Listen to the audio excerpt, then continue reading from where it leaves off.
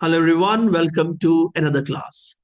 I welcome all my lovely entrepreneurs of 11th grade to today's class. And dear students, it's a very important class. It's the class from Unit 6, that is Business, Finance and Arithmetic. And this is class number 6. And today we are going to take up a topic which is income statement. तो आपने बहुत ध्यान से इस topic को देखना है और do not forget to take up the rigorous practice section जो मैंने बहुत ही मेहनत से तैयार करवाया है, करा भी है साथ में। और I do request all the students to pay attention on this class because this is an important one. So without much ado let's start today's session. और हर बच्चे को ये पता होना चाहिए कि आज की क्लास को करने के बाद उन्हें बहुत कुछ सीखने को मिलेगा। अब देखिए, these are the pointers under discussion और points under discussion in today's class. 9 points are there. Income statement के बारे में हम जानेंगे कि इनकम स्टेटमेंट क्या है, why the income statement is important. और देखिए, आप जरा ध्यान से इन चीजों को देखिए, मैं कैसे क्लासेस को स्टार्ट करता हूं। कभी आपने ऑब्जर्व जरूर किया होगा कि मैं हर क्लास से पहले ना आपको क्लास का ऑब्जेक्टिव बताता हूं कि आज आप क्लास में क्या सीखेंगे। ये पेडागोजी है जो सीबीएसई में टीचर्स को पढ़ाई जाती है। तो सबसे पहले बताना बच्चों को कि आज क्लास में क्या पढ़ाया जाएगा और फिर उन सब चीजों को पढ़ाना। फिर हम बात करेंगे फुल सेल्स और पार्शियल सेल्स के बारे में। फिर हम की टेक अवेज के बारे में बात करेंगे फ्रॉम द इनकम स्टेटमेंट। एक एक्सरसाइज लेंगे सवित्री सारी शॉप के ऊपर, कैसे उन्हें बिजनेस फंडिंग की रिक्वायरमेंट पड़ेगी। मंथली सेल्स फोरकास्ट के बारे में बात करेंगे और प्रोजेक्टेड मंथली इनकम स्टेटमेंट के बारे में। ये सिर्फ इसका फॉर्मेट गिवन है आपकी बुक में, पर मैंने उसे कंप्लीट किया है just for the sake of you students. मुझे ऐसा लगता है कि जो भी स्टूडेंट्स 11th ग्रेड में है and they are regularly watching these classes and taking help from it, उनके लिए we should not leave any stone unturned. तो स्टार्ट करते हैं आज की क्लास। Income statement. एक बच्चों, अमेरिकन मोटिवेशनल स्पीकर है स्टीव पैवलिना। उन्होंने बहुत ब्यूटीफुल स्टेटमेंट कही है, डू वॉट यू लव। जो भी आपको पसंद है उसे आप प्यार कीजिए, but be damn sure it's profitable. तो आप बिजनेस करिए, कोई प्रॉब्लम नहीं है, पर प्रॉफिट उसमें मिलना चाहिए। ये ना हो कि बस आप बिजनेस में अपने आप को रगड़ते जा रहे हैं और you are not getting anything out of it. Are you getting it? Do what you love. जो जी में आता है वो करो, जो तुम्हें पसंद है business, but be sure it's profitable. और कई बार वो प्रॉफिटेबल नहीं होता है, तो आपने ये नहीं कि सारी you are a tree you can not change yourself, you can always change yourself as well. तो मैं इनको पढ़ता हूँ स्टीव पैवलिना को, तो इसलिए मैंने स्टेटमेंट को आपके साथ शेयर किया है। अब हम आते हैं पॉइंट नंबर 2 की तरफ। And point number 2 is the main goal of any business is to earn profit. But what exactly is profit and how do we calculate it? That's very important. Profit is the financial gain a business makes when its revenue exceeds the expenses. जब आपका जो revenue है, earning है, वो आपके expense से ज्यादा हो गया है।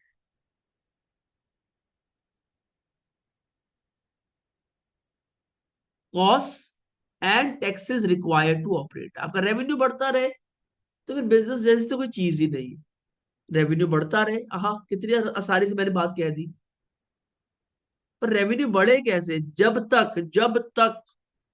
तक आप बिजनेस में, मेरी बात आप ध्यान रखना बच्चों, सारी जिंदगी 24/7 इंटू 365 इंटू 15 ईयर्स नहीं लगेंगे, बिजनेस आपका प्रॉफिटेबल नहीं हो सकता। जिसने आपकी आने वाली पुश्तों को चलाना है, वो सिर्फ 2 घंटे 3 घंटे काम करके आप उस पर गुजारा कर लेंगे। आपको पता है जो बिजनेस कम्युनिटी है ना, उनकी बॉडी लैंग्वेज और होती है, अर्निंग ओरिएंटेड, अर्निंग के साथ ओरिएंटेड। नेक्स्ट पॉइंट,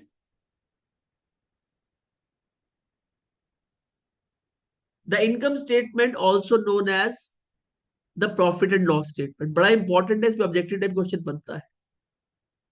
और statement of operations helps in determining this profit over a specific period. तो इसको कहा जाता है profit and loss statement,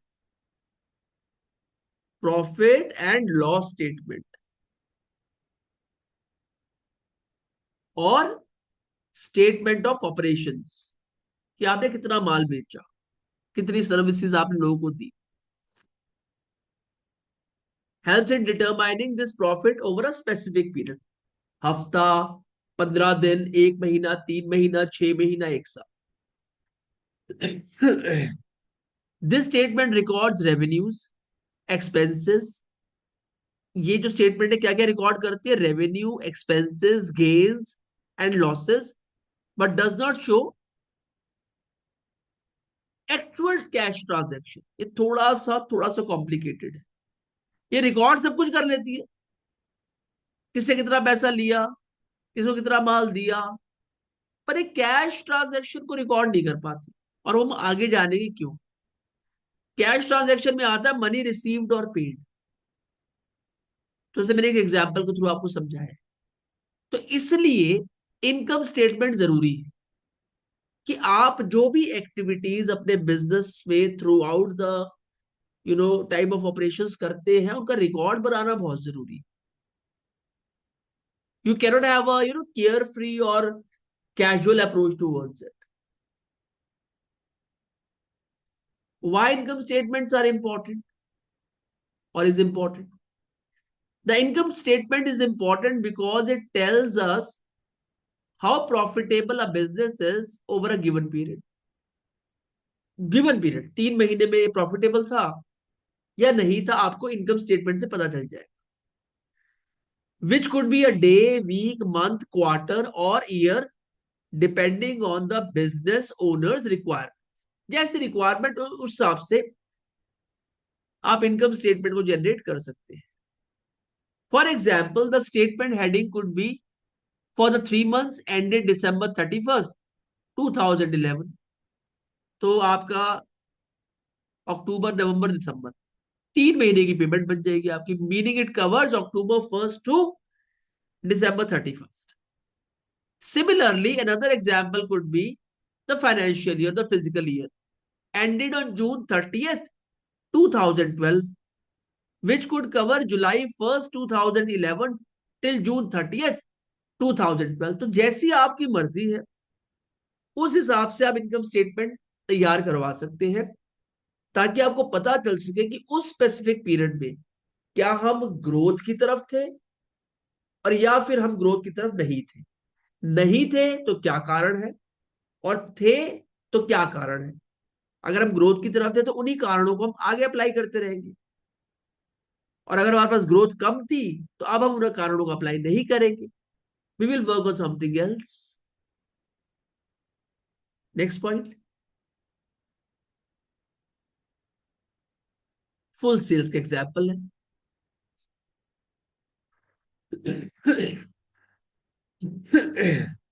Sorry for this, sometimes a change of weather creates this problem. My humble apologies for this. Okay. Suman starts a business selling bed sheets for her home, from her home, घर से start की. She purchases 25 bed sheets at rupees 100 per bed sheet from a wholesaler and sells them at rupees 200 per bed sheet. She also spends rupees 500 on advertising. हर income statement is calculated as follows. तो पहले sales revenue check कर लेते हैं। 25 साड़ियों को उसने बेचा 200 रुपए का, तो टोटल वैल्यू जो उसके पास निकल के आई वो निकल के आई 5,000 रुपया। कॉस्ट क्या थी उन गुड्स की जिसको उसने बेचा? ये जो कॉस्ट है, कॉस्ट क्या थी? 100 रुपया। 25 साड़ियां, पर साड़ी 100 रुपया, 25 साड़ी 100 रुपया, 2500 रुपया। Gross profit, sales revenue minus cost of goods sold. तो 5,000 माइनस 2,500 इक्वल्स टू 2,500। अब याद रखिए, उन्होंने एडवर्टाइजिंग के ऊपर ही 500 रुपया स्पेंड किया था। Profit before tax, gross profit minus fix cost. तो ग्रॉस प्रॉफिट था आपका 2,500, और जो फिक्स कॉस्ट एडवर्टाइजिंग पे लगी 500, तो आपका प्रॉफिट बिफोर टैक्स आपका 2,000 रुपया। तो आपकी फुल सेल्स निकलेंगे। अब हम पार्शियल सेल्स की बात करते हैं। पार्शियल सेल्स, उन्होंने कितनी बेडशीट दी थी? 25। अब if Suman sales only 20 bedsheet instead of 25, her income statement will change. ये कंप्लीट नहीं है, फुल सेल्स नहीं है, ये पार्शियल सेल्स है। कुछ माल अभी भी बेचा जाना बाकी है। सेल्स रेवेन्यू, 20 साड़ियां बेची, 200 रुपए की पर साड़ी, तो आपका सेल्स रेवेन्यू आ गया 4,000 रुपया। सीओजीएस, क्या कॉस्ट ऑफ गुड्स सोल्ड थी? 2,000 रुपया। 100 साड़ियों पर साड़ी 20 रुपए, सॉरी 20 साड़ी 100 रुपए। Gross profit, sales revenue minus cost of goods sold. So ₹4,000 minus ₹2,000 equals to 2,000। Fix cost क्या है एडवर्टीजमेंट की? ₹500। तो प्रॉफिट बिफोर टैक्स आपके ग्रॉस प्रॉफिट में से फिक्स कॉस्ट को माइनस कर दो। तो ₹2,000 माइनस ₹500 इक्वल्स टू 1,500। तो पार्शियल सेल्स है, फुल सेल्स नहीं है, फुल सेल्स पीछे है। तो likewise if you are purchasing some goods and you are selling them completely, तो आपकी full sales निकलेगी। and if you are selling them partially, तो आपकी partial sales निकलेगी। key takeaways from income statement। अब कुछ सीखा भी है हमने इससे, क्या सीखा है? Let's have a look.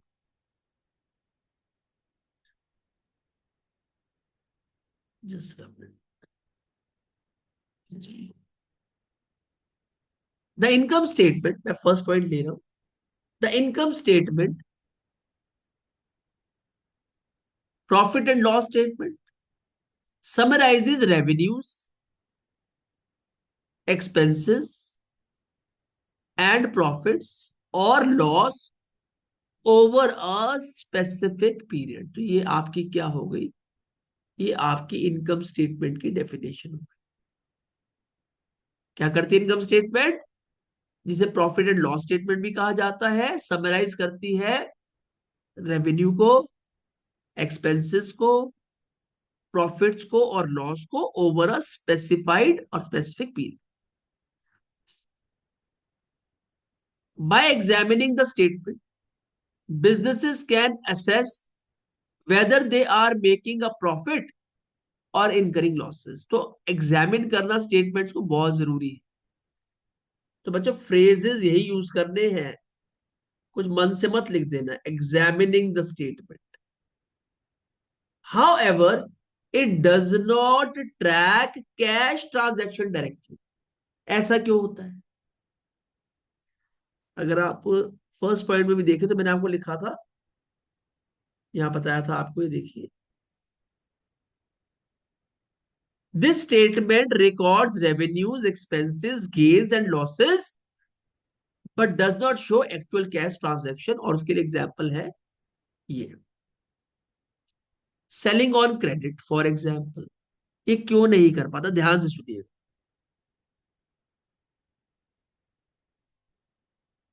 You sell a glass of lemonade to your friend for rupees 10. But they say, और इसको ऐसे कहते, but he says, I will pay you tomorrow. तो आपने 10 रुपए का लेमनेड बेच तो दिया, पर आपको पैसा नहीं मिला उस चीज का. You write down that you earn rupees 10 today, even though you did not get the cash yet. आपने माल तो बेच लिया, पर आपके पास कैश अभी तक नहीं आया है, अभी वो क्रेडिट पे है. अच्छा. Paying later. You buy lemons for rupees 5, but your parents से you can pay us next week. You write down that you spent rupees 5 today, even though you haven't given the money yet. आपने spend तो कर दिए, पर आपने पैसे तो parents को दिए ही नहीं. तो ये क्या आगे टर्म आ गई, paying later. So tracking cash separately. Your notebook जो आपकी इनकम स्टेटमेंट को बता रही है, shows rupees 10 earn and rupees 5 spent today. So it says that you made rupees 5 profit. But if you check your bank or piggy bank or cash flow statement, the money is still the same because no cash moved yet. That's why businesses have a separate cash flow statement to track the real money movement. तो बच्चों, business में cash आना और business में selling और paying letter, अगर इन concept को आप देखेंगे तो there is a big difference. कई बार आपने सितंबर में 50,000 रुपये कमा लिया होता है, पेमेंट आपकी नहीं आती अक्टूबर, नवंबर, दिसंबर, जनवरी, फरवरी. 5 महीने से आप पेमेंट का वेट कर रहे हो, पर आपकी बुक्स में तो इनकम स्टेटमेंट चढ़ गया कि आपने सितंबर में 50,000 रुपये कमा लिया.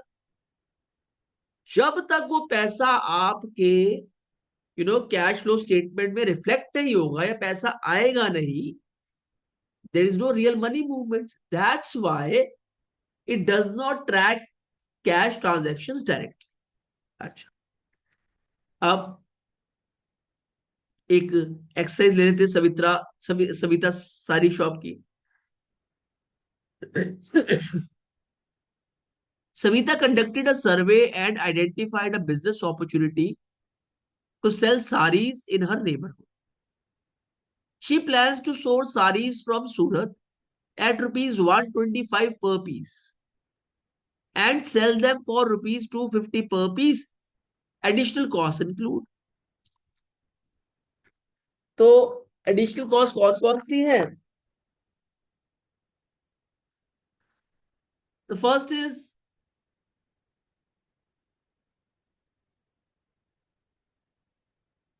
Packing cost of sari is rupees 1250. Logistics from Surat पर साड़ी इज रुपीज 1250, 12 रुपीज 50 पैसा. Sales staff salary rupees 1000 per person, 2 employees. Savita salary 1000 rupees. Sales commission 10% of total sales. Rent for shop rupees 1500, क्योंकि अगर घर में भी खोला हुआ है तो आपको जगह की तो कीमत निकालनी पड़ेगी. Utility bills rupees 500 per month. Phone bills rupees 500 per month. Office expenses including market is rupees 1000 per month. Savita conducted a survey and identified a business opportunity to sell saris in a neighborhood. She plans to source saris from Surat at rupees 125 per piece and sell them at rupees 250 rupees per piece. Because of all these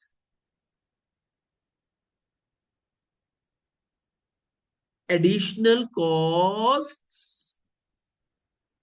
involve. तो आप सस्ते में खरीद सकते हैं, पर आप business सस्ते में नहीं कर सकते। आपको सारा एक्सपेंस तो निकालना ही पड़ेगा। और उसे ही कहते हैं कि we are focusing on our income state. Next point की तरफ चलते हैं। Business funding. Savita needs rupees 90,000 to set up the shop and extra expenses, for example, lighting, painting, furniture, etc. She invests rupees 20,000 from her own savings and secures rupees 1 lakh loan at 12% per annum interest. For the first 12 months, she only pays the interest and the principal repayment starts afterward. तो पहले वो 1 साल तक सिर्फ interest पे करेगी, और 1 साल के बाद she will start paying the repayment of the whole principal amount. So this is the way she is taking funding for her business, which is very important. अब सविता की साड़ी शॉप की मंथली फोरकास्ट देख लेते 6 मंथ्स की. बच्चों अगर monthly sales forecast निकालनी है किसी भी क्वेश्चन के ऊपर, सो आपको सारी वैल्यूज गिवन होंगी. मंथ 1 2 3 4 5 6 अब यहाँ पे टोटल सारी सोल्ड पहले मंथ में 72, दूसरे मंथ में 84, तीसरे मंथ में 100, फोर्थ मंथ में 120, फिफ्थ मंथ में 152 और सिक्स मंथ में 192. 60 साड़ियां कैश पे बिकी, 12 आपकी क्रेडिट पे बिकी. 68 कैश पे बिकी, 16 क्रेडिट पे बिकी. 80 आपकी कैश पे बिकी थर्ड मंथ में, 20 क्रेडिट पर बिकी. फोर्थ मंथ में out of 120, 100 saris are sold on cash and 20 are sold on credit. On the fifth month, 128 saris are sold on cash and 24 are sold on credit. Similarly, in the sixth month, out of 192 saris sold, 160 cash units means sold on cash and 32 on credit. तो इस हिसाब से आपकी sales आ गई. Cash sales 15,000, 3,000. Credit sales second month में cash sales 70,000, credit sales 44,000 and so on. So monthly sales forecast हो गया फॉर कमिंग 6 मंथ्स. इस प्रकार से शॉप्स अपना फोरकास्ट निकालती है, and this is the way they get to know that how much they can sell and how well they can manage the business if they're selling in cash or in credit.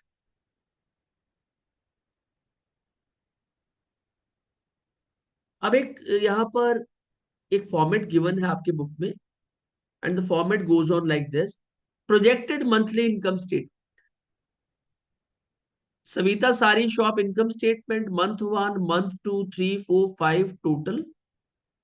Sales revenue, cash sales, credit sales, total sales A, cost of good sold, उसमें आ जाता है raw material, packaging material, sales commission, freight. Total cost of good sold becomes B. Gross profit that is C equals to A minus B. उसके बाद आपके आ जाते हैं बच्चों फिक्स एक्सपेंसेस, जिसमें आपकी सैलरीज है, रेंट है, यूटिलिटीज है, इंटरेस्ट है, फोन है, ऑफिस एक्सपेंस है, डेप्रिसिएशन है, एंड प्रॉफिट बिफोर टैक्स. तो इसको सिंप्लीफाई मैंने किया है इस प्रकार से. आपने बहुत ज्यादा कुछ नहीं करना है. आपने सिर्फ एक बार इस projected income state monthly income statement को चेक करना है. अब आप ऑब्जर्व कीजिए. मंथ 1 में कैश सेल्स 15,000 है, क्रेडिट सेल्स 10,000 है, तो टोटल 25,000 हो गया. सिमिलरली यहाँ पे जो टोटल सेल्स आ गई आपकी, वो आ गई है 6 मंथ्स की 2,10,000।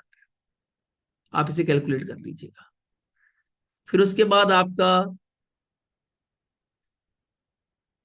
कॉस्ट ऑफ गुड्स सोल्ड है, जो गुड्स आपने बेचे उनकी कॉस्ट, रॉ मटेरियल हो गया, पैकेजिंग मटेरियल हो गया, सेल्स कमीशन हो गया, फ्रीट हो गया। तो टोटल सब मिला के आपकी जो एक्चुअल कॉस्ट आई है वो आई है 1,05,000 रुपया।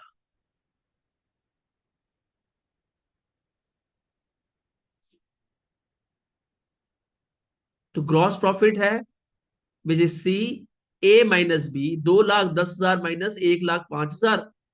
तो ये आपके पास आ गया 1,05,000। ये हो गया बी, ये हो गया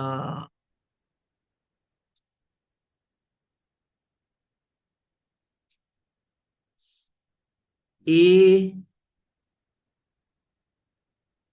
और ये हो गया सी, ग्रॉस प्रॉफिट। अब बात कर लेते हैं फिक्स्ड एक्सपेंसेस की। तो ये सब गिवन होगा आपको। तो टोटल फिक्स एक्सपेंसेस आपको मिले हैं 87,900।